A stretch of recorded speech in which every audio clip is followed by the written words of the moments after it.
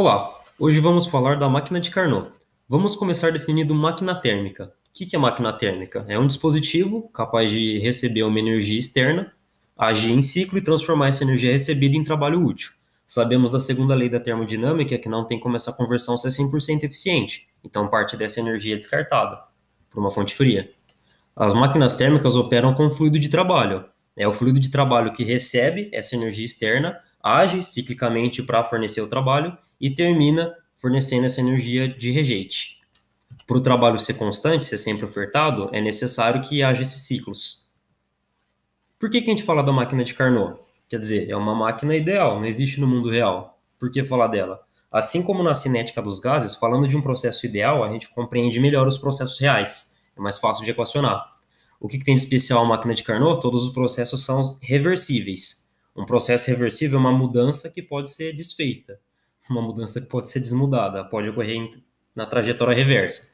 Sabemos da entropia, que já que é um processo reversível, a entropia é constante. A entropia final é igual à entropia inicial. Esse ΔS maior ou igual a zero trata justamente disso. A entropia no reversível é igual a zero.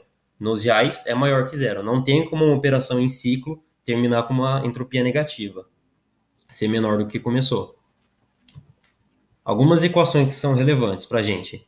Essa 1 e essa 2, as variáveis são as seguintes. O W é o trabalho, o QQ é o calor da fonte quente, o QF é o calor da fonte fria, o TQ é a temperatura da fonte quente e o TF é a temperatura da fonte fria. O N é a eficiência.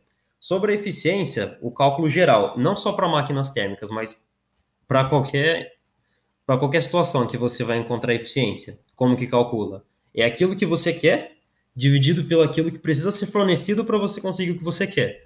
No caso, o nosso efeito desejado é o trabalho, e a energia que está sendo fornecida para conseguir esse trabalho é o QQ, o calor da fonte quente. Se a gente aplicar a equação 1 nessa equação da eficiência, obtemos outra maneira de calcular a eficiência, que também pode ser escrito assim. E se aplicar a equação 2 nessa terceira equação que apareceu agora, a gente tem um jeito de calcular a eficiência sem ter conhecimento do calor nem do trabalho. Só a temperatura a gente consegue achar a eficiência. Essa, inclusive, é a equação que mostra por que não existe essa máquina sem o fornecimento, sem o rejeite de energia. Para a eficiência ser 100%, ou o TF tem que ser igual a zero, ou o TQ tem que ser igual a infinito. Isso é impraticável. Sobre a máquina de Carnot agora, ela opera em 4 tempos. Primeiro uma expansão isotérmica, depois uma expansão adiabática, depois uma compressão isotérmica e, por fim, uma compressão adiabática. 2 expansões, 2 compressões, 2 isotérmicas e 2 adiabáticas, ou 2 isentrópicas. Vamos entender melhor cada processo e já analisar junto com o gráfico. O gráfico da esquerda é o gráfico PV, pressão por volume, e o da direita é o TS, temperatura por entropia. Essas linhas pontilhadas são as isotérmicas. Vamos lá, algumas equações que são importantes para a gente ver no gráfico. As letras que estão destacadas são as variáveis mais relevantes para o nosso processo. Primeiro, a gente define esse ponto inicial, o amarelinho. Primeiro processo é uma expansão isotérmica. Está fornecendo o calor da fonte externa, então há variação de entropia. E a temperatura é constante. Então, está seguindo a isotérmia nos dois gráficos. O volume está aumentando. Como a gente consegue ver pela equação 3, o volume é inversamente proporcional à pressão, então a pressão está diminuindo. Segundo processo é uma expansão adiabática. Novamente, o volume aumentando, pressão caindo.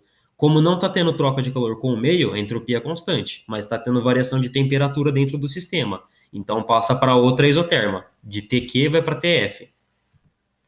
Terceiro processo é a compressão isotérmica. O volume está reduzindo, agora a pressão está aumentando. Ela é isotérmica, então a temperatura é constante, está indo pela isotérmica do TF. E como existe troca de calor com o meio, a entropia está variando. O último processo, compressão adiabática. O volume está ficando menor ainda, a pressão aumentou de novo, porque é inversamente proporcional.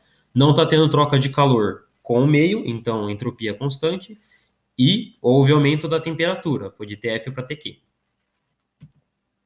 E a área do gráfico é o trabalho. Finalizando aqui, deixo o livro que foi usado de referência para estudar esse assunto.